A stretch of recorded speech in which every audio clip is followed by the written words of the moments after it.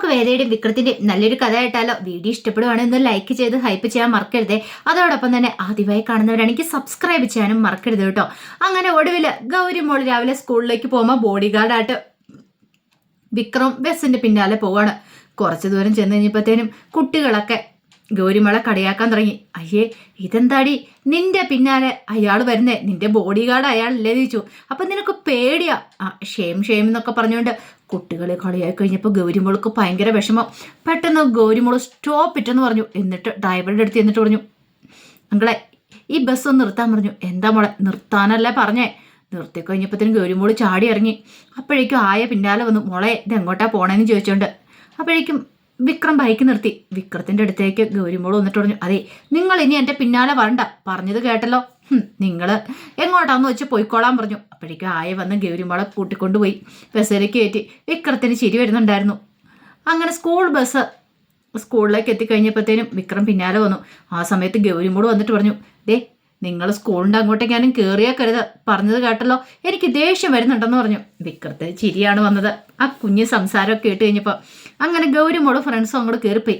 അപ്പോഴേക്കും സ്കൂൾ ബസ്സിന് ഡ്രൈവർ വന്നിട്ട് വിക്രത്തോട് പറഞ്ഞു, ബോഡി ഗാർഡ് അല്ലേ ആ കുട്ടിയുടെ?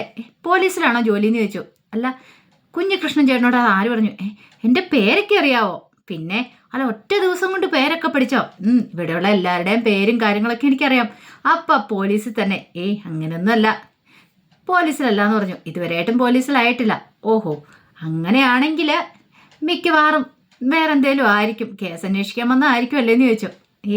അതൊക്കെ ആരാ പറഞ്ഞേ? അല്ല, എനിക്കങ്ങനെ തോന്നിയെന്ന് പറഞ്ഞു. തൽക്കാലത്തേക്ക് അങ്ങനെയൊന്നും ഇല്ലയെന്ന് പറഞ്ഞു. എന്തൊക്കെയോ കാര്യങ്ങളുണ്ട്. അല്ല, ഞാനൊരു ചായ കുടിക്കാൻ ചായ കുടിക്കാൻ വരുന്നുണ്ട്. ഇല്ല, ഞാൻ ഇവിടെ തന്നെ വേണമെന്ന് പറഞ്ഞു. അപ്പം അങ്ങനെയാണല്ലേ, എന്തൊക്കെയോ പ്രശ്നങ്ങളുണ്ടല്ലേ. പിന്നീട് അയാൾ അങ്ങോട്ട് പോയി കഴിഞ്ഞപ്പോഴത്തേനും വിക്രം ഒന്ന് ചിരിച്ചു. കുറച്ച് കഴിഞ്ഞപ്പോഴത്തേനും ഗൗരിമോളുടെ കൂട്ടുകാരും കൂടെ പുറത്തേക്ക് നോക്കണം. കൂട്ടുകാർ പറഞ്ഞു, അയാളെ കാണുന്നില്ല, പോയെന്ന് തോന്നിയെന്ന് പറഞ്ഞു. ഗൗരിമോൾ ഇങ്ങനെ നോക്കിക്കഴിഞ്ഞപ്പോൾ ആ സൈഡിലുള്ള മൂലയ്ക്ക് വന്ന് ഇരിക്കുന്നുണ്ട്. ഗൗരിമോൾക്ക് സഹിച്ചില്ല. ഗൗരിമോൾ പെട്ടെന്ന് പുറത്തേക്ക് ഓടി വന്നു. എന്നിട്ട് ചോദിച്ചു, അല്ല നിങ്ങൾ ഇതുവരെയായിട്ടും പോയില്ലേന്ന് ചോദിച്ചു. അല്ല, പോയില്ല. നിങ്ങളോട് ഞാൻ പറഞ്ഞില്ലേ ഇവിടെ കേരള പുറത്തെവിടെയും പോയി ഇരിക്കാൻ പറഞ്ഞല്ലേ? പുറത്തപ്പോഴും വെയിലായതുകൊണ്ട് അതും പറഞ്ഞുകൊണ്ട് ഇവിടെ കയറി വന്നിരിക്കുവാണോ? അപ്പോഴേക്കും ടീച്ചർ അങ്ങോട്ട് വന്നു. എന്താ മോളെ, എന്താ എവിടെയെന്ന് ചോദിച്ചു. അതെ, ഇയാളോട് ഞാൻ പുറത്തെവിടെയും പോയി ഇരിക്കാൻ പറഞ്ഞ. അയാളോട് ഇരുന്നോട്ടെ ടീച്ചറെ, ഇയാളെ പറഞ്ഞു വിട്. പറഞ്ഞു വിട്ടിട്ടുണ്ടെങ്കിലേ ഗൗരിമോളുടെ അച്ഛൻ വഴക്കുറയില്ലെന്ന് ചോദിച്ചു. ഇയാൾ കാരണം സ്കൂളിലെ കുട്ടികളൊക്കെ എന്നെ കളിയാക്കുക, അതാണോ? അതിപ്പം ഞാൻ നിർത്തി തരാമെന്ന് പറഞ്ഞു. മോള് വരാൻ പറഞ്ഞിട്ട് കയ്യെ പിടിച്ചുകൊണ്ട് അങ്ങോട്ട് പോയി ക്ലാസ്സിലേക്ക് ചെന്നു. എന്നിട്ട് പറഞ്ഞു, അതെ ഗൗരിമോളെ കുറച്ച് ദിവസം നോക്കാനായിട്ട് വന്ന ഗാർഡിയനാണത്, അതുകൊണ്ട് തൽക്കാലത്തേക്ക് ഗൗരിമോളെ ആരും കളിയാക്കാനായിട്ട് പാടില്ല, പറഞ്ഞത് കേട്ടല്ലോ. ശരിയെന്ന് പറഞ്ഞു കുട്ടികളൊക്കെ. അങ്ങനെ ടീച്ചർ ക്ലാസ് എടുക്കാൻ തുടങ്ങി. ആ സമയത്ത് സുധാകരൻ മാഷ് മുറിക്കകത്തുനിന്ന് പുറത്തേക്കും കൂടെ ഇറങ്ങി വരുവാണ്. അപ്പോഴാണ് ആ കാഴ്ച കാണുന്നത്. അരവിന്ദൻ അവിടെ വീണ് കിടക്കുന്നു. പെട്ടെന്ന് അരവിന്ദാന്നും പറഞ്ഞ് ഓടി വന്നു. നോക്കിക്കഴിഞ്ഞപ്പോഴത്തേനും വീണ് നെറ്റിയൊക്കെ പൊട്ടിയിട്ടുണ്ടായിരുന്നു. പ്രഷറിൻ്റെ അസുഖം ഇച്ചിരി കൂടുതലുള്ള ആളാണ്. പെട്ടെന്ന് തന്നെ സുധാകരൻ മാഷ് പിടിച്ചെഴുന്നേപ്പിച്ചു. മാഷിനും വയ്യല്ലോ. ഒരു വിധത്തിൽ പിടിച്ചെഴുന്നേപ്പിച്ച് കസേരയിലെടുത്തി. അപ്പോഴേക്കും നെറ്റി പൊട്ടി ചോരയൊക്കെ വരുന്നുണ്ട്. മാഷൊരു തുണിയൊക്കെ കൊണ്ടുവന്ന് നെറ്റിയൊക്കെ വെച്ച് കെട്ടി, നെറ്റിയിലൊക്കെ. എന്നിട്ട് പറഞ്ഞു, നമുക്ക് ഹോസ്പിറ്റലിൽ എന്തായാലും വെച്ചോണ്ടിരിക്കാൻ പറ്റില്ല, നെറ്റിയൊക്കെ പൊട്ടി ചോര വന്നല്ലേ, BP അസുഖമൊക്കെ ഉള്ളതല്ലേ എന്ന് പറഞ്ഞു. മാഷൊരു ഓട്ടോറിക്ഷ വിളിക്കാനായിട്ട് പോയി. അങ്ങനെ പിന്നീട് ഉച്ചവരെയുള്ള ക്ലാസ്സും കാര്യങ്ങളൊക്കെ കഴിഞ്ഞു. ഉച്ചയ്ക്ക് ഫുഡ് കഴിക്കാനുള്ള സമയമാണ്. എല്ലാ കുട്ടികളും ഫുഡ് കഴിക്കാനായിട്ട് എടുത്ത് കഴിയുമ്പോൾ ഗൗരിമോള് മാത്രം കഴിക്കാതിരിക്കുക. ക്ലാസ് ടീച്ചർ വന്ന് ഇട്ട് ചോദിച്ചു, ഇതെന്താ മോളെന്താ കഴിക്കാത്തെ? എനിക്ക് വിശക്കണില്ല, ഒരു മൂടില്ല. അങ്ങനെ പറഞ്ഞാൽ എങ്ങനെയാണ് ശരിയാന്ന്, ഇങ്ങോട്ട് വരാൻ പറഞ്ഞു. അങ്ങനെ ഗൗരിമോളം കൂട്ടിക്കൊണ്ട് പുറത്തേക്ക് വരുവാണ്. അങ്ങനെ ഗൗരിമോള് അവിടെ വന്നിരുന്നു. അവിടെ നിന്നിരുന്നപ്പോൾ ടീച്ചർ പറഞ്ഞു, ഞാനിപ്പോൾ വരാമെന്നും പറഞ്ഞുകൊണ്ട് പോയി. പിന്നീട് വിക്രത്തെയും കൂട്ടിക്കൊണ്ടാണ് വരുന്നേ. അതെ, മോൾക്ക് കൂട്ടിരിക്കുന്ന ആളല്ലേ, മോള് ഫുഡ് കഴിക്കുന്നവിടം വരെ ഇവിടെ നിൽക്കാനായിട്ട് പറഞ്ഞു. ഗൗരിമോള് വിക്രത്തിനെ ഒന്ന് നോക്കി.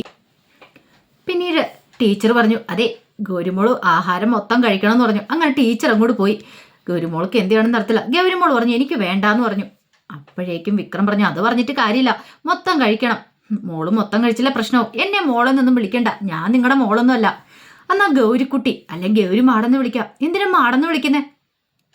അതെ, ഞാൻ മോളെ ബഹുമാനിക്കണ്ടേ, സ്നേഹിക്കണ്ടേ, ഞാൻ മോളെ നോക്കാൻ വന്നല്ലേ എന്ന് ചോദിച്ചു. അപ്പോഴേക്കും ഗൗരിമോളൊന്ന് ആലോചിച്ചു. എന്നിട്ട് പറഞ്ഞു, എനിക്ക് ആഹാരം വേണ്ടാന്ന് പറഞ്ഞു. എങ്കിലിപ്പം തന്നെ ഞാൻ ഗൗരിമോളുടെ അച്ഛനെ വിളിക്കാനായിട്ട് പോവുക. സത്യമായിട്ടും വിളിക്കുക. അയ്യപ്പ സ്വാമിയാണ് സത്യം വിളിക്കും. അങ്ങനെയാണെങ്കിൽ ഞാൻ കുറച്ച് കഴിക്കാമെന്ന് പറഞ്ഞു. അപ്പോഴാണ് വിക്രത്തിന് ഫോണിലേക്ക് ഒരു കോൾ വരുന്നത്. വിക്രം ഫോൺ എടുത്തിട്ട് അങ്ങോട്ട് മാറുന്ന സമയത്ത് ഗൗരിമോൾ നോക്കി. വിക്രത്തെ വിളിച്ചത് സുധാരൻ മാഷായിരുന്നു. അരവിന്ദൻ വീണു, അങ്ങനെ അരവിന്ദനെ ഹോസ്പിറ്റലിലേക്ക് കൊണ്ടുവന്നുള്ള കാര്യങ്ങളൊക്കെ പറയണം. എന്നിട്ട് കുറേ ബ്ലഡ് പോയ അച്ഛാ, പോയെന്ന് പറഞ്ഞു. അപ്പോൾ അതിനെക്കുറിച്ചൊക്കെ ഓർത്ത് വിക്രം ടെൻഷൻ അടിച്ചിരിക്കുക. അച്ഛാ ഞാൻ എന്നാൽ ഇത്തിരി കഴിഞ്ഞിട്ട് വിളിക്കാമെന്ന് പറഞ്ഞു. ഈ സമയം കൊണ്ട് ഗൗരിമോൾ ഒരു സൂത്രപ്പണി ഒപ്പിച്ചു. ഗൗരിമോൾ എന്ത് ചെയ്തു നോക്കിക്കഴിഞ്ഞപ്പോൾ അതിലൂടെ 1-2 ഉറുമ്പൊക്കെ പോകുന്നുണ്ട്. അപ്പോൾ ഒരു മരത്തിൻ്റെ ചുവട്ടിൽ അവരെ വന്നിരുന്നേ. അപ്പോൾ ആ ഉറുമ്പിന് 1-2 ഇടത്തിനെ പിടിച്ച് ആ ചോറും പാത്രത്തിനകത്തേക്ക് ഇട്ടു. അതുകൊണ്ട് വിക്രം വന്നു കഴിഞ്ഞും പറഞ്ഞു, കണ്ടില്ലേ ഈ ചോറ് നിറച്ച് ഉറുമ്പാ, ഉറുമ്പുള്ള ചോറും തിന്നാനായിട്ട് എന്നെ കൊണ്ട് പറ്റില്ല എന്ന് പറഞ്ഞു. അയ്യേ എനിക്കിതൊന്നും വേണ്ട. അപ്പോഴേക്കും ടീച്ചർ വന്നിട്ട് ചെന്താ ദേ ഇയാൾ പറയാ എന്നോട് ഈ ഉറുമ്പിനെ എല്ലാം പിടിച്ചു തിന്നാൻ, ഈ ചോറിനകത്ത് മൊത്തം ഉറുമ്പാന്ന് പറഞ്ഞു. ആഹാ അത് കൊള്ളാലോ ഗൗരിമോളെ, സത്യം പറ ഇത് ഗൗരിമോൾ ഇതിനകത്ത് പിടിച്ചിട്ടല്ലേ? ഞാനോ? അപ്പോഴേക്കും വിക്രം പറഞ്ഞു, അയ്യോ മോൾ അങ്ങനെയൊന്നും ചെയ്യില്ല ടീച്ചറേ എന്ന് പറഞ്ഞു. ഗൗരിമോൾ നോക്കുവാണ് വിക്രത്തിനെ ഇങ്ങനെ. ടീച്ചർക്കും കാര്യം മനസ്സിലായി എന്താന്ന്. അപ്പോഴേക്കും വിക്രം പറഞ്ഞു, അതെ മോളുടെ അച്ഛനോട് ചോദിച്ചിട്ടേ മോൾക്ക് വേണ്ടിയിട്ട് ഞാൻ ഉറുമ്പില്ലാത്ത ആഹാരം പുറത്തുനിന്ന് മേടിച്ചുകൊണ്ട് വരാം എന്നും പറഞ്ഞ് വിക്രം പുറത്തേക്ക് അങ്ങോട്ട് പോവുകയാണ്. അപ്പോഴേക്കും ഗൗരിമോളോട് ടീച്ചർ പറഞ്ഞു, ഇങ്ങോട്ട് വാ, അതുവരെ ക്ലാസ്സിൽ പോയിരിക്കാമെന്ന് പറഞ്ഞുകൊണ്ട് ക്ലാസ്സിലേക്ക് കൂട്ടിക്കൊണ്ടുപോയി. പിന്നീട് വിക്രം പുറത്തേക്ക് വന്നിട്ട് സുധാരൻ മാഷിനെ വീണ്ടും വിളിക്കുകയാണ്. എങ്ങനെയുണ്ട് അച്ഛാ? അതെ അരവിന്ദൻ്റെ നെറ്റിയൊന്ന് കുറേ ചോരയൊക്കെ പോയിട്ടുണ്ടായിരുന്നു, കുഴപ്പമില്ല, BP കൂടിയതാ. പക്ഷേ ഇപ്പം അതിനേക്കാളും വലിയ പ്രശ്നം വേറെന്നാ. അതെന്താ? മോൾ ഈ ഹോസ്പിറ്റലാണെന്ന് ഓർത്തോണ്ട് ഞാൻ ഇങ്ങോട്ടേക്ക് കൊണ്ടുവന്ന അരവിന്ദനെ. പക്ഷേ ഇവിടെ വന്നു കഴിഞ്ഞപ്പോൾ അരവിന്ദൻ ഇങ്ങനെയാണെന്ന് അറിഞ്ഞു കഴിഞ്ഞപ്പോഴത്തേനും മോള് പെട്ടെന്ന് പാനിക്കായെന്ന് പറഞ്ഞു. പാനിക്കോ? അതെ പാനിക് അറ്റാക്കാ. അവൾ പെട്ടെന്ന് കുഴഞ്ഞുകൊണ്ട് ഇപ്പം അവളെ ഒബ്സർവേഷനിൽ കയറ്റിയിരിക്കുമോ എന്ന് പറഞ്ഞു. അത് കേട്ട് കഴിഞ്ഞപ്പോൾ വിക്രം പറഞ്ഞു, അവളുടെ കാര്യം അച്ഛനെ അറിയാവുന്നതല്ലേ, അവൾ അങ്ങനെയാന്ന് പറഞ്ഞു. അല്ല ഞാൻ അങ്ങോട്ടേക്ക് പെട്ടെന്ന് വരേണ്ടതുണ്ടോ? വേണ്ട, ഇപ്പം ഇവിടെ വന്നിട്ട് പ്രത്യേകിച്ച് കാര്യമൊന്നുമില്ല, ഞാനിവിടുത്തെ കാര്യങ്ങളൊക്കെ നോക്കിക്കോളാം, പിന്നെ നിന്നോടൊന്ന് പറഞ്ഞെന്ന് മാത്രമേ ഉള്ളെന്ന് പറഞ്ഞു. ശരി അച്ഛാന്ന് പറഞ്ഞു. ആ സമയത്ത് വേദയെ കാണാനായിട്ട് 2 പേര് വരുവാണ്. അപ്പോഴേക്കും വേദ ചോദിച്ചു, എന്താ കാര്യം എന്താന്ന് ചോദിച്ചു. അത് പിന്നെ മാഡം ഞങ്ങൾക്കൊരു പരാതി ബോധിപ്പിക്കാനുണ്ട്, കാര്യം എന്താ വെച്ചാൽ പറ.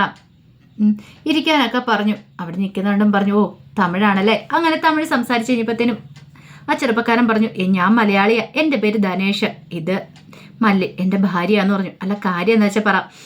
ഞാനിവിടെ അടുത്തൊരു പോസ്റ്റ് ഓഫീസിൽ സോർട്ടിംഗ് അസിസ്റ്റൻ്റായിട്ട് ജോലിക്ക് വന്ന. അപ്പോൾ അതിൻ്റെ തൊട്ട് താഴെയുള്ള ഓഫീസിലായിരുന്നു മല്ലി ജോലി ചെയ്യുന്നത്. അങ്ങനെ ഞങ്ങൾ തമ്മിൽ ഇഷ്ടത്തിലായി. പക്ഷേ ഞങ്ങളുടെ ഇഷ്ടം ഇവളുടെ വീട്ടുകാരറിഞ്ഞു, അവരെതിർത്തു. ഇവളുടെ കല്യാണം ഉറപ്പിച്ചു. നാളെ ഇവളുടെ കല്യാണമാണ്. ഇന്ന് ഇവിടെ ഒരു ക്ഷേത്രത്തിൽ വെച്ച് ഞങ്ങൾ വിവാഹം കഴിച്ചു. പിന്നെ നേരെ ഇങ്ങോട്ടേക്കാണ് പോകുന്നത്. അതെന്തിനാ ഇങ്ങോട്ടേക്ക് വന്നേ? ഞങ്ങൾക്ക് പ്രൊട്ടക്ഷൻ വേണം മാഡം, അല്ലെങ്കിൽ ഇവളുടെ വീട്ടുകാർ ഇവളെ പിടിച്ചുകൊണ്ട് പോകും. എന്നെ ഇതിൻ്റെ പേരിൽ കുറേ ഉപദ്രവിക്കുകയൊക്കെ ചെയ്താ, ഇനി അവരെന്നെ ഉപദ്രവിക്കുമെന്ന് പറഞ്ഞു. അതുകൊണ്ട് വേറെ നിവൃത്തിയില്ലാത്തതുകൊണ്ട് എവിടേക്ക് വന്നേ. പെട്ടെന്ന് വേദയുടെ മനസ്സിലേക്ക് അന്ന് ക്ഷേത്രത്തിൽ വെച്ചുണ്ടായ കാര്യം, സന്തോഷം, പിന്നെ അതുപോലെ തന്നെ രമ്യയും തമ്മിലുള്ള ആ ഒരു വിവാഹ കാര്യങ്ങളൊക്കെ മനസ്സിലേക്ക് വരുവാണ്. അന്ന് താൻ അവർക്ക് വേണ്ടി നിലകൊണ്ടു, പക്ഷെ വിക്രം ഒന്ന് പിടിച്ചുകൊണ്ട് പോയി. എന്തൊക്കെ പ്രശ്നങ്ങളാണ് ഉണ്ടായത്. പെട്ടെന്ന് ഒരു നിമിഷം ആലോചിച്ചിട്ട് വേദ പറഞ്ഞു, അതെ നിങ്ങൾക്ക് വേണ്ടുന്ന പ്രൊട്ടക്ഷനൊക്കെ തരാം, ഞാൻ CIയുടെ കാര്യങ്ങളൊക്കെ പറഞ്ഞോളാം, നിങ്ങൾക്ക് ഒരാപത്തെന്നാണോ നോക്കിയാൽ പോരെ, പിന്നെ ഒരു കേസ് ഫയൽ ചെയ്തേരെ, കോടതി വെച്ച് കാര്യങ്ങൾക്ക് തീരുമാനമാവും. ആരുടെ കൂടെ പോകാനാണ് മല്ലിക്ക് താല്പര്യം എന്ന് ചോദിച്ചാൽ ഭർത്താവിൻ്റെ കൂടെയാണെന്ന് പറഞ്ഞാൽ മതി എന്നൊക്കെ പറഞ്ഞു. അങ്ങനെ അവരെ അങ്ങോട്ട് പറഞ്ഞു വിട്ട് കഴിഞ്ഞപ്പോഴത്തേനും വേദ ഇങ്ങനെ ആലോചിച്ചു, എന്താ ചെയ്യേണ്ടതെന്ന് അറിയത്തില്ല. വല്ലാത്തൊരു വിഷമം. പെട്ടെന്ന് തന്നെ വേദ എന്ത് ചെയ്തു, അവിടെ നിന്ന് തൻ്റെ പേഴ്സിനകത്തുനിന്ന് വിക്രത്തിൻ്റെ ഒരു ഫോട്ടോ എടുക്കുകയാണ്. എന്താ വിക്രം ഇത്രയൊക്കെയായിട്ട് നമ്മൾ തമ്മിൽ ഒന്നിക്കാത്ത, നമ്മൾ തമ്മിൽ ഇത്രയും കാലമായിട്ടും ഒന്നിക്കാൻ പറ്റിയിട്ടില്ല, എത്ര നാളായി ഞാൻ കാത്തിരിപ്പ് തുടങ്ങിയിട്ട്. വേദയുടെ മനസ്സ് വല്ലാത്തൊരു വിഷമമായിരുന്നു. കുറച്ച് കഴിഞ്ഞപ്പോൾ അങ്ങനെ വിക്രം ഗൗരിമോൾക്കുള്ള ഫുഡൊക്കെ വാങ്ങിച്ചുകൊണ്ട് വരികയാണ്. അതിനുശേഷം സ്കൂളിലേക്ക് വന്നു കഴിഞ്ഞപ്പോഴത്തേനും ടീച്ചർ ക്ലാസ് എടുത്തിട്ടിരിക്കുന്നു. ടീച്ചറുടെ കാര്യം പറഞ്ഞു, ഗൗരിമോളെ ചെന്ന് ആഹാരം കഴിച്ചിട്ട് വരാൻ പറഞ്ഞു. എനിക്ക് വേണ്ടാന്ന് പറഞ്ഞു.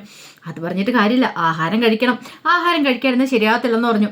വേണ്ടാന്ന് പറഞ്ഞു. ഒടുവിൽ ടീച്ചർ നിർബന്ധിച്ച് ഗൗരിമോളെ വിക്രത്തോടൊപ്പം വിട്ടു. അപ്പോഴേക്കും വിക്രത്തോട് ഗൗരിമോള്, ഞാൻ പറഞ്ഞല്ലേ എനിക്ക് വേണ്ടാന്ന്, എനിക്ക് ചമ്പുവും കൊണ്ടിരുന്ന് ഒരാഹാരം വേണ്ടാന്ന് പറഞ്ഞു. അത് പറഞ്ഞിട്ട് കാര്യമില്ല, ഇതെന്താണെങ്കിലും ഗൗരിമോൾക്ക് ഇഷ്ടപ്പെടും. പിന്നെ എനിക്ക് വേണ്ടാന്ന് പറഞ്ഞ് എൻ്റെ അച്ഛൻ പറഞ്ഞാലും ഞാൻ കഴിക്കില്ല എന്ന് പറഞ്ഞു. നമുക്ക് നോക്കാം. അങ്ങനെ ഒടുവിൽ ആഹാരം കഴിക്കാണ്ട് അവർ വീണ്ടും ആ പഴയ സ്ഥലത്ത് തന്നെ വന്നിരിക്കുകയാണ്. അങ്ങനെ ഗൗരിമോൾ ആഹാരം തുറന്ന് നോക്കുമ്പോൾ ചപ്പാത്തി. അയ്യേ ചപ്പാത്തിയോ? എനിക്കെങ്ങും ഇഷ്ടമില്ല ചപ്പാത്തി, എനിക്ക് വേണ്ട. ഞാൻ പറഞ്ഞ ഗൗരിമോള് കഴിക്കില്ലേ, പിന്നെ ആര് പറഞ്ഞാലും ഞാൻ കഴിക്കില്ല എന്ന് പറഞ്ഞു. എങ്കിലും ഇതിനകത്തൊരു സാധനമുണ്ട്, ഇത് കണ്ടാൽ ഗൗരിമോൾ ഉറപ്പായിട്ടും കഴിക്കും. എന്ത്? കഴിക്കുമെന്ന് സത്യം ചെയ്ത് പറ. എങ്കിലും ഞാൻ കാണിക്കാമെന്ന് പറഞ്ഞു. സത്യം, എൻ്റെ അച്ഛനാണ് സത്യം എന്ന് പറഞ്ഞു. ഒടുവിൽ വിക്രം അതെടുത്ത് തുറന്ന് കാണിക്കണം. ഐസ്ക്രീം ഗൗരിമോൾക്ക് ഭയങ്കര ഇഷ്ടമായി. അതെ, ഐസ്ക്രീം തരണമെങ്കിൽ ചപ്പാത്തി കഴിക്കണം. അതിങ്ങനെ ഞാൻ ചപ്പാത്തിയിൽ ഐസ്ക്രീം പുരട്ടിത്തരാം. അങ്ങനെ ഞാൻ ഇതുവരെയായിട്ട് കഴിച്ചിട്ടില്ല, ഒന്ന് കഴിച്ചു നോക്കും, നല്ല ടേസ്റ്റാന്ന് പറഞ്ഞു. അങ്ങനെ ഒടുവിൽ വിക്രം ചപ്പാത്തിയിൽ ഐസ്ക്രീം പുരട്ടി കൊടുത്തു. ഈ സമയം ടീച്ചർ അപ്പുറത്ത് വന്ന് കാണുന്നുണ്ടായിരുന്നു, ക്ലാസ് ടീച്ചർ. ഗൗരിമോൾ സന്തോഷത്തോടെ ചപ്പാത്തി കഴിക്കുമ്പോൾ വിക്രം പറഞ്ഞു 2 ചപ്പാത്തിയും കഴിക്കണം. ഏറ്റു. അങ്ങനെ ഗൗരിമോളെ കൊണ്ട് ചപ്പാത്തിയൊക്കെ കഴിപ്പിച്ച് വിക്രം. പിന്നീട് വിക്രം മാഷിനെ കാണാനായിട്ട് ഹോസ്പിറ്റലിലേക്ക് വരുവാണ്. അങ്ങനെ വന്നു കഴിഞ്ഞപ്പോഴത്തേനും മാഷ് അവിടെ ഉണ്ടായിരുന്നു. എന്തായി അച്ഛ, അരവിന്ദൻ എങ്ങനെയുണ്ട്? ഇപ്പം കുഴപ്പമില്ല, ആമയോടെ ഒബ്സർവേഷനിലാന്ന് പറഞ്ഞു. പിന്നെ അരവിന്ദൻ ഇപ്പം മരുന്ന് മേടിക്കാനായിട്ട് പുറത്തേക്ക് പോയിരിക്കുമെന്ന് പറഞ്ഞു. ഞാൻ പോവാന്ന് പറഞ്ഞിട്ട് സമ്മതിച്ചില്ല എന്ന് പറഞ്ഞു. അങ്ങനെ അവർ സംസാരിച്ചിരിക്കുന്ന സമയത്താണ് നേഴ്സ് വന്നിട്ട് പറയണേ, അതെ ആമയുടെ കൂടെയുള്ള ആരാന്ന് ചോദിച്ചു. അപ്പോഴേക്കും വിക്രം പറഞ്ഞു, ആമയുടെ അച്ഛൻ പുറത്തേക്ക് പോയിരിക്കുക എന്ന് പറഞ്ഞു. ഞങ്ങളും കൂടെ ഉള്ളതെന്ന് പറഞ്ഞു. ആമയ്ക്ക് ബോധം തെളിഞ്ഞിട്ടുണ്ടെന്ന് പറഞ്ഞു. വിക്രം പറഞ്ഞു, എങ്കിലച്ഛൻ ഞാൻ ഒന്ന് പോയി കണ്ടിട്ട് വരാമെന്ന് പറഞ്ഞു. അങ്ങനെ വിക്രം അകത്തേക്ക് കയറി ചെന്ന് കഴിഞ്ഞപ്പോഴത്തേനും കണ്ണു തുറന്ന് നടക്കുമായിരുന്നു ആമി. വിക്രത്തിനെ കണ്ടു കഴിഞ്ഞപ്പോഴത്തേനും ആമി പറഞ്ഞു, അതെ എനിക്കിനിയിപ്പം വേലിയിറക്കത്തിന് സമയമായെന്ന് തോന്നേ എന്ന് പറഞ്ഞു. അതെന്താ അങ്ങനെ പറഞ്ഞു? അതൊക്കെ അങ്ങനെയാ, ഇനി ഇങ്ങനെയൊക്കെ തന്നെ ആയിരിക്കും എന്ന് പറഞ്ഞു. ഇതിപ്പോൾ കൊള്ളാം, നല്ല കഥയായി. വലിയ നേഴ്സാന്ന് പറഞ്ഞിട്ട് അച്ഛന് അസുഖം വന്നു കഴിഞ്ഞപ്പോഴത്തേനും ബോധം കെട്ട് പോയിരിക്കുന്നു. അപ്പോഴേക്കും ആമി ഒന്ന് ചിരിച്ചു. വിക്രം ചോദിച്ചു, എന്തേലും വേണോ? കൈ അങ്ങോട്ട് നീട്ടുവാണ്. എന്താ വിക്രം ഒരു നിമിഷം ഒന്ന് അമ്പരന്നു കൈ കൊടുക്കാൻ പഠിച്ചു. അതെ, എനിക്ക് വിക്രത്തോട് കുറേ സംസാരിക്കാനുണ്ടെന്ന് പറഞ്ഞു. സാധാരണഗതിയിൽ ഈ സമയത്ത് എനിക്കങ്ങനെ ആരോടും സംസാരിക്കാൻ തോന്നത്തില്ലാത്ത, എനിക്ക് എൻ്റെ അച്ഛനോട് മാത്രമേ ഇഷ്ടമുള്ളൂ. പക്ഷെ ഇപ്പം എന്തോ വിക്രത്തോട് ഒരു സംസാരിക്കാൻ തോന്നുന്നൊക്കെ ഉണ്ട്. വിക്രം പറഞ്ഞു, ഞാൻ മാത്രമല്ല അച്ഛനും പുറത്തുണ്ട്, എന്തിനും ഏതിനും ആമയോടൊപ്പം അച്ഛനും കാണുമെന്ന് പറഞ്ഞു. അപ്പോഴേക്കുമാണ് മരുന്നും മേടിച്ചോണ്ട് അരവിന്ദൻ അങ്ങോട്ടേക്ക് വരുന്നത്. അവർ തമ്മിൽ ഒന്നിച്ചിരിക്കുന്നുണ്ട്. ഇപ്പം അരവിന്ദൻ പെട്ടെന്ന് ആ മരുന്നോട് വെച്ചിട്ട് പുറത്തേക്ക് ഇറങ്ങി ചെന്നു. മാഷിനോട് പറഞ്ഞു, അവർ രണ്ടുപേരും സംസാരിച്ചിരിക്കുമായിരുന്നു. അപ്പം സംസാരിക്കട്ടെ എന്ന് കരുതിയിട്ട് ഞാൻ പിന്നെ കൂടുതലൊന്നും പറഞ്ഞില്ല, ഇറങ്ങി പോന്നെന്ന് പറഞ്ഞു. അങ്ങനെ അരവിന്ദൻ അങ്ങോട്ട് മാറിക്കഴിഞ്ഞപ്പോഴത്തേനും മാഷിൻ്റെ മനസ്സിൽ പല പല ചിന്തകളും വന്നു. മാഷിൻ്റെ മനസ്സിലേക്ക് വേദയുടെ രൂപ വന്നേ. വേദയാണെങ്കിൽ വിക്രത്തെ മാറ്റിയെടുക്കാനായിട്ട് കിടന്ന് പെടാപ്പാട് വിടുന്നുണ്ടായിരുന്നു. ഒരു ദിവസം താനെ അവളോട് പറഞ്ഞത്, ഇനിയിപ്പം ഞാൻ നോക്കിയിട്ട് രക്ഷയില്ല, നീ എന്താന്ന് വെച്ചാൽ ചെയ്യാം, അവനെ മാറ്റിയെടുക്കാണ്ട് നിന്നെ കൊണ്ടേ സാധിക്കുള്ളൂ, നിനക്ക് സാധിക്കുമെന്ന് എനിക്ക് ഉറപ്പുണ്ട്. അതിവിടം വരെ എത്തി നിൽക്കുക കാര്യങ്ങളൊക്കെ. മാഷിൻ്റെ മനസ്സ് വല്ലാത്തൊരു സങ്കടമായി. ഇത്രയൊക്കെ ആയിട്ട് വേദയെ കണ്ടുപിടിക്കാൻ പറ്റിയിട്ടില്ലോ, വേദയ്ക്കും വിക്രത്തിനും ഒരുമിച്ചൊരു ജീവിതം സാധ്യമാകുന്നില്ലോ എന്നൊക്കെ ഒരു ചിന്തയായിരുന്നു. അങ്ങനെ കുറേ സമയം കഴിഞ്ഞു. വൈകുന്നേരം ആയി കഴിഞ്ഞപ്പോഴത്തേനും ക്ലാസ്സൊക്കെ വിട്ട് സ്കൂൾ വിട്ട സമയത്ത് ഗൗരിമോള് ടീച്ചറിൻ്റെ അടുത്ത് നിന്നിട്ട്, ടീച്ചറെ ഞാൻ ബസ്സിൽ കയറി ഇരുന്നോട്ടെ ചോദിച്ചു. അതിനെന്താണെന്ന് ചോദിച്ചു. അങ്ങനെ ഗൗരിമോൾ എന്ത് ചെയ്തു, ബസ്സിൻ്റെ അടുത്തേക്ക് വന്നിട്ട് ബസ്സിൽ കയറാതെ പമ്മി മാറി അപ്പുറത്തേക്ക് പോയി. കുട്ടികളെല്ലാം കയറി വന്ന് ബസ്സിൽ. ടീച്ചർ ഓർത്തു ഗൗരിമോൾ നേരത്തെ പറഞ്ഞിട്ടുണ്ടായിരുന്നില്ല ബസ്സിൽ കയറിയിരിക്കുമെന്ന്, കാണുമായിരിക്കും എന്ന് ഓർത്തു. അങ്ങനെ ബസ് വിട്ട് പോരുകയും ചെയ്തു. ഗൗരിമോൾ അവിടെ മറിഞ്ഞിരിക്കുക ചെയ്തേ. ഗൗരിമോൾക്ക് സന്തോഷമായി. അപ്പോഴേക്കാണ് വിക്രം വരുന്നത്. സ്കൂൾ ബസ് അങ്ങോട്ട് ഇറങ്ങി കഴിയുമ്പോഴത്തേനും വിക്രം സ്കൂൾ ബസ്സിൻ്റെ പിന്നാലെ പോവുകയും ചെയ്തു. ബസ്സിനകത്ത് ഗൗരിമോൾ ഉണ്ടല്ലോ, ആ ഒരു ചിന്തയായിരുന്നു. വീട്ടിലെത്തിക്കഴിഞ്ഞപ്പോഴത്തേനും ടീച്ചർ പറഞ്ഞു, ഇനി ഗൗരിമോൾ ഇറങ്ങാം, ഗൗരിമോളുടെ വീടെത്തിന്ന് പറഞ്ഞു. പക്ഷേ ഗൗരിമോളില്ല. ഗൗരിമോൾ എന്തി? അപ്പോഴേക്കും കുട്ടികൾ പറഞ്ഞു, ഗൗരി കയറിയിട്ടില്ല ടീച്ചറെ. കയറിയിട്ടില്ലേ? അതെ, ആ ബോഡി ഗാർഡിൻ്റെ കൂടെ ബൈക്കിൽ പോകുന്നു പറഞ്ഞേ. ബൈക്കിൽ പോകുന്നോ? അതെ. അപ്പോഴേക്കും വിക്രമും ബൈക്കുമായിട്ട് പിന്നാലെ എത്തി. ആ സമയത്ത് സേതുലക്ഷ്മിയമ്മ വന്നിട്ട് ഗൗരിമോൾ എന്തിയെന്ന് ചോദിച്ചു. അല്ല, അത് പിന്നെ ബൈക്കിൽ പോകുന്നോ നിങ്ങളോട് പറഞ്ഞോ? അല്ല, കുട്ടികളോട് പറഞ്ഞെന്ന്. നിങ്ങൾക്ക് എന്താ യാതൊരു ഉത്തരവാദിത്വം ഇല്ലേ? വിക്രം വന്നിട്ട് പറഞ്ഞു, അയ്യോ എൻ്റെ കൂടെ ബൈക്കിൽ കയറിയിട്ടില്ല എന്ന് പറഞ്ഞു. പിന്നെ കുട്ടി അവിടെ എല്ലാവർക്കും ഭയങ്കര ടെൻഷനായി.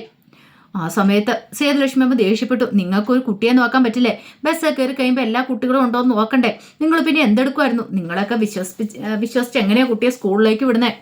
അപ്പോഴേക്കും വിക്രം പറഞ്ഞു, മേഡം ഞാൻ ഈ സ്കൂൾ ബസ്സിൻ്റെ പിന്നാലെ വന്ന കുട്ടിയാണെന്ന് ഓർത്താ താൻ പിന്നെ എവിടെ പോയി നിൽക്കുമായിരുന്നു, എന്ത് ചെയ്യാൻ പോയിരിക്കുന്നു, ആർക്ക് വായകുളിക മേടിക്കാൻ പോയേക്കുമായിരുന്നു എന്നും പറഞ്ഞിട്ട് കുറേ ചീത്ത പറഞ്ഞു. രാമയ്യോട് പറഞ്ഞു വണ്ടി എടുക്കണമെന്ന് പറഞ്ഞു. നേരെ സ്കൂളിലേക്ക് വിക്രം പിന്നാലെ പോയി. അവിടെ ചെന്നപ്പോൾ ഗേറ്റൊക്കെ അടച്ചിട്ടുണ്ടായിരുന്നു സെക്യൂരിറ്റിക്കാരൻ. ഇവിടെ ഇല്ലയെന്ന് പറഞ്ഞു കുട്ടി. താൻ ഗേറ്റ് തുറക്കാൻ പറഞ്ഞു. അങ്ങനെ അകത്ത് കയറിയിട്ട് അവരെവിടെയൊക്കെ അന്വേഷിച്ചു, പക്ഷെ ഒരിടത്തും കണ്ടില്ല. ഇനിയിപ്പോൾ എന്ത് ചെയ്യണമെന്നറിയില്ല. അപ്പോഴേക്കും വിക്രത്തോട് സേതുലക്ഷ്മി പറഞ്ഞു, എന്നാ തരുൺ ഇങ്ങോട്ടേക്ക് വരട്ടെ, കാണിച്ചു തരാം, തനിക്കൊരു ഉത്തരവാദിത്വം ഏറ്റെടുത്താൽ ചെയ്യാൻ പറ്റില്ലല്ലേ. അപ്പോഴേക്കും ഒരു ചിരി കേട്ടു. വിക്രം നോക്കിക്കഴിഞ്ഞപ്പോഴത്തേനും ഗൗരിമോൾ അവിടെ നിന്ന് ചിരിക്കുന്നത് കണ്ടു. ഗൗരിമോൾ അങ്ങോട്ട് ഓടി വന്നു. ആഹാ, ഗൗരിമോളുടെ മൊത്തം ഭയങ്കര സന്തോഷമായിരുന്നു. പക്ഷേ വിക്രത്തിനാണെങ്കിൽ അപ്പോഴാണ് ഒരു സമാധാനമായത്.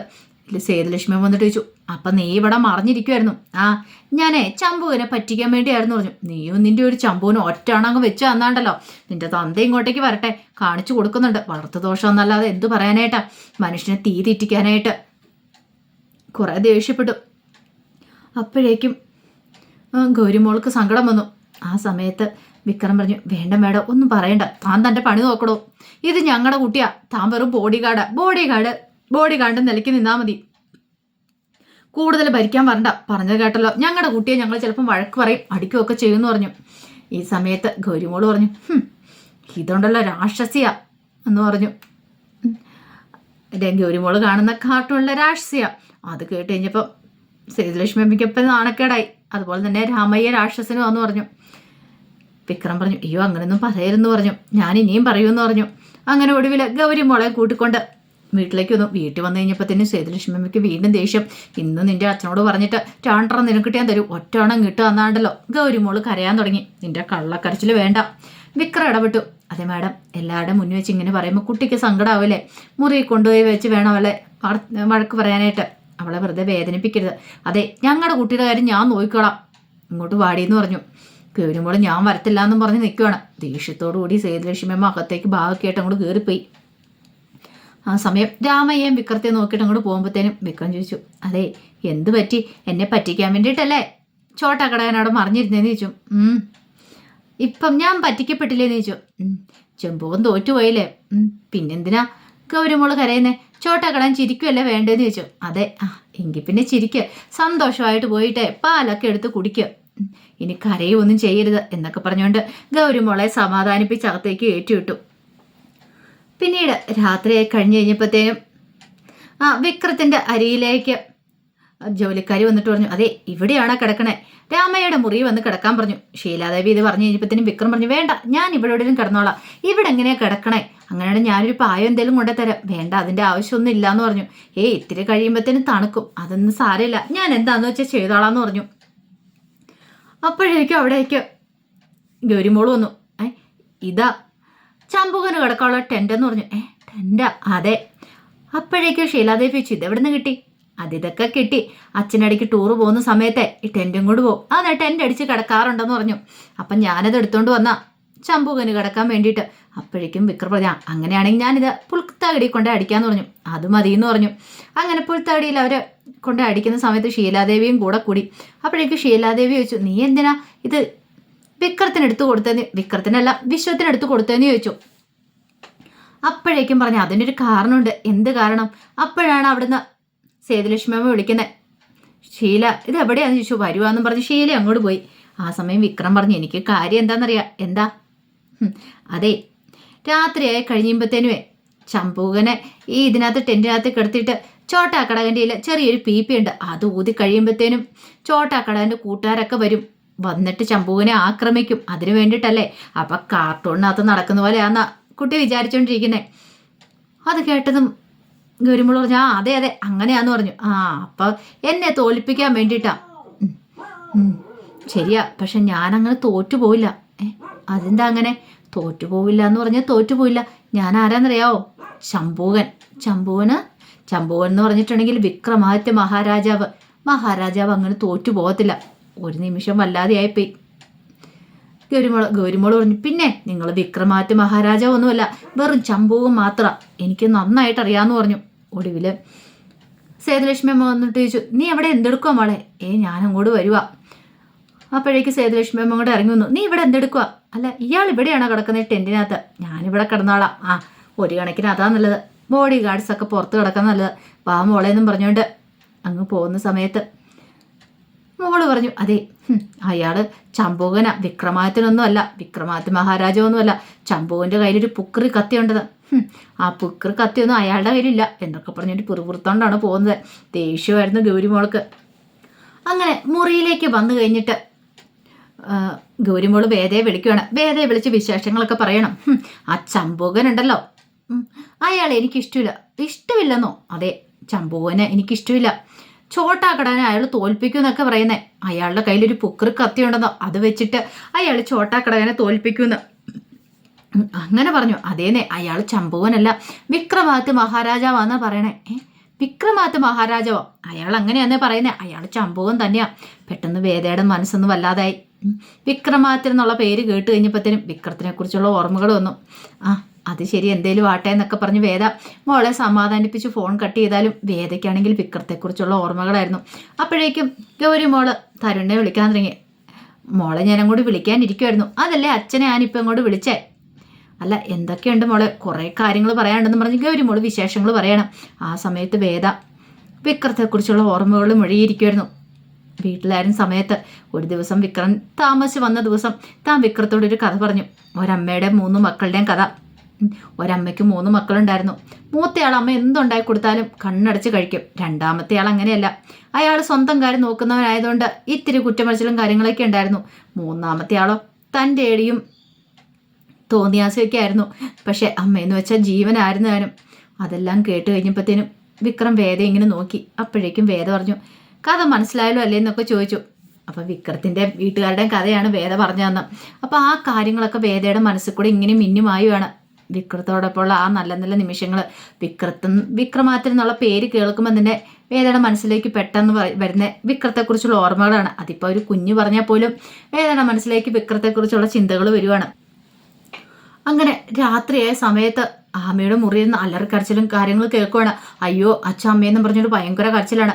അപ്പോഴേക്കും മാഷും ഉണർന്നു. ഈ സമയത്ത് അരവിന്ദൻ എഴുന്നേറ്റ് മുറിയിലേക്ക് ചെല്ലുമ്പോഴത്തേനും കാണുന്ന കാഴ്ച, കട്ടലിൻ്റെ ഒരു സൈഡ് മൂലയ്ക്ക് പോരുന്നിട്ട് ആമി കരയുവാണ്. അരവിന്ദൻ ഓടിച്ചെന്ന് ചോദിച്ചു, എന്താ മോളെ, എന്താന്ന് ചോദിച്ചു. അച്ഛ, 2 പേരെന്നെ കൊല്ലാൻ വന്നു, അവർക്ക് തലയില്ലായിരുന്നു, അവരെൻ്റെ കഴുത്തെ പിടിച്ചിങ്ങനെ ഞെക്കാൻ തുടങ്ങിയെന്ന് പറഞ്ഞു. അത് മോൾക്ക് തോന്നിയതാ, സ്വപ്നമല്ലേ, മോള് വരാനൊക്കെ പറഞ്ഞു. മാഷ് ഇത് കണ്ടു. അങ്ങനെ ആമിയെ കൊണ്ടുവന്ന് കട്ടിലേക്ക് കൊണ്ട് കിടത്തിയിട്ട് അങ്ങനെ പുതപ്പിച്ച് കഴിഞ്ഞിട്ട് ഒടുവിൽ കുറച്ച് സമയം അരവിന്ദനോടെ ഇരുന്നു. അപ്പോഴേക്കും മാഷ് പുറത്തു വന്നിരിക്കുകയാണ്. മാഷിൻ്റെ അടുത്തേക്ക് അരവിന്ദൻ വന്നു. അരവിന്ദൻ വന്നു കഴിഞ്ഞപ്പോൾ മാഷ് ചോദിച്ചു, എന്താ അരവിന്ദ? മാഷേ, അവൾക്ക് ഇങ്ങനെയാ, വലിയ അസുഖമൊന്നുമല്ല, ഇങ്ങനെ ഉണ്ടാവും ഇടയ്ക്ക്.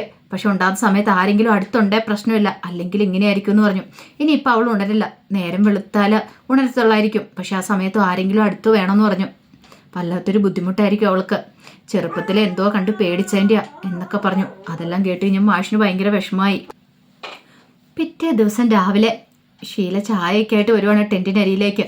ഇതുവരെയായിട്ടും എഴുന്നേറ്റിട്ടില്ല. അങ്ങനെ വന്ന് ടെൻറ്റ് ഒന്ന് നോക്കിക്കഴിഞ്ഞപ്പോഴത്തേനും ടെൻറ്റിനകത്ത് വിക്രമില്ല. ഇയാളത് എവിടെ പോയി ഇത്ര രാവിലെ, എങ്ങോട്ട് പോയതാ അറിയത്തില്ല. ആ സമയം സേതുലക്ഷ്മി അമ്മ ഗൗരിമോളുടെ അടുത്തേന്നു. ഗൗരിമോളെ വിളിക്കുകയാണ്, മോളെ എഴുന്നേറ്റേ, ദേ നമുക്ക് പൂക്കളമൊക്കെ ഉണ്ടെന്ന് ചോദിച്ചു. അങ്ങനെ വിളിച്ചു കഴിഞ്ഞപ്പോൾ ഗൗരിമോൾ ഇങ്ങനെ അന്തം വിട്ട് നോക്കുവാണ്. മോൾ എഴുന്നേറ്റ് പോയി കുളിച്ച് റെഡി ആയിട്ട് വരാൻ പറഞ്ഞു.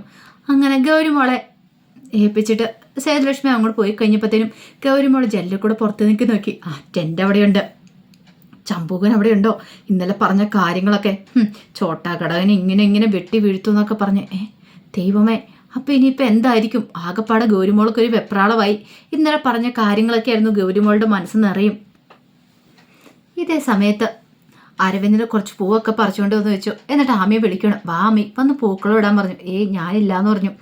മാഷും അവിടെ ഇരിക്കുന്നുണ്ട്. ആമി, നിനക്കൊന്നുമില്ല, നീ വന്നൊന്ന് പൂക്കളം ഇടാൻ പറഞ്ഞു. പക്ഷെ ആമി സമ്മതിച്ചില്ല. അപ്പോഴേക്കുമാണ് വിക്രം വരുന്നത്. വിക്രത്തിനെ കണ്ടുകഴിഞ്ഞപ്പോൾ അരവിന്ദൻ ചോദിച്ചു, അല്ല മാഷാണോ വിക്രത്തോട് പറഞ്ഞേ? വിക്രം രാവിലെ വന്നേ. ഇന്നലെ രാത്രി ഞാൻ ഭയന്ന് പോയിട്ടുണ്ടായിരുന്നു, ഇനി ഹോസ്പിറ്റൽ വല്ലതും പോകേണ്ട വന്നാലോ എന്ന് കരുതിയിട്ടാണ് വിക്രത്തെ ഞാൻ വിളിച്ചതെന്ന് പറഞ്ഞു. വിക്രം വന്നിട്ട് എന്ത് പറ്റി ഇവിടെ? ഒരാളിങ്ങനെ എന്താ ബ്ലൂമി ആയിട്ട് ഇരിക്കുന്നതെന്ന് ചോദിച്ചു. അവളെ പൂക്കളം ഇടാൻ വിളിച്ചിട്ട് വരുന്നില്ല. ആഹാ, നല്ല കഥയെ, ആമി ഇങ്ങോട്ടേക്ക് വാ, വന്ന് പൂക്കളം ഇടാൻ പറഞ്ഞു. വിക്രം കൂടെ പൂക്കളം ഇടാനായിട്ട് കൂടുകയാണ്. പക്ഷെ ആമി വന്നില്ല. അപ്പോൾ ആമി എന്ന് പറഞ്ഞുകൊണ്ട് ആമിയുടെ അടുത്തേക്ക് എന്നിരുന്നു. ആമിയുടെ കയ്യെ പിടിച്ച് വിക്രം കൊണ്ടിരുത്തി. അങ്ങനെ ആമി കുറച്ചൊക്കെ ഒന്ന് ഇടാൻ കൂടി. എന്നിട്ട് അരവിന്ദനോട് പറഞ്ഞു, അച്ഛൻ ഞാൻ മടുത്തെന്ന് പറഞ്ഞു. എങ്കിൽ ശരി, ഇനി മോള് പോയി കിടന്നോളാൻ പറഞ്ഞു. അങ്ങനെ ആമിയും കൊണ്ട് അരവിന്ദൻ അങ്ങോട്ട് കയറിപ്പോയി. അപ്പോഴേക്കും വിക്രത്തിനെ വിളിച്ചിട്ട് മാഷ് പറഞ്ഞു, അല്ലേ ഞാനൊരു കാര്യം ചോദിച്ചോട്ടെ, എന്താ? ആ കുട്ടി നീയോ എങ്ങനെയാ? അതെന്താ? അല്ല, അരവിന്ദൻ്റെ മനസ്സിൽ എന്തൊക്കെയോ ചിന്തകളുണ്ടെന്ന് തോന്നേ, അത് വെച്ചിട്ടാ ആ കുട്ടിയെ കൊണ്ട് ഇനി നിന്നെ വിവാഹം കഴിപ്പിക്കാനോ മറ്റോ അങ്ങനെ എന്തേലും? അങ്ങനെയൊന്നും ഇല്ല അച്ഛാ, ആമിക്ക് കാര്യങ്ങളൊക്കെ അറിയാം, അവള് പാവാണ്, അവളോട് കാര്യങ്ങളൊക്കെ ഞാൻ പറഞ്ഞിട്ടുള്ള, എൻ്റെ എല്ലാ കാര്യങ്ങളും അറിയാം, വേദയുടെ കാര്യങ്ങളും. അതുകൊണ്ട് ആമിയുടെ മനസ്സിൽ അങ്ങനത്തെ ചിന്തകളൊന്നും ഇല്ലയെന്ന് പറഞ്ഞു. ഇനിയിപ്പം അരവിന്ദൻ്റെ മനസ്സിൽ അങ്ങനെ എന്തെങ്കിലും ചിന്തകളുണ്ടെങ്കിൽ അച്ഛൻ വേണം അത് മാറ്റിയെടുക്കാമെന്ന് പറഞ്ഞു.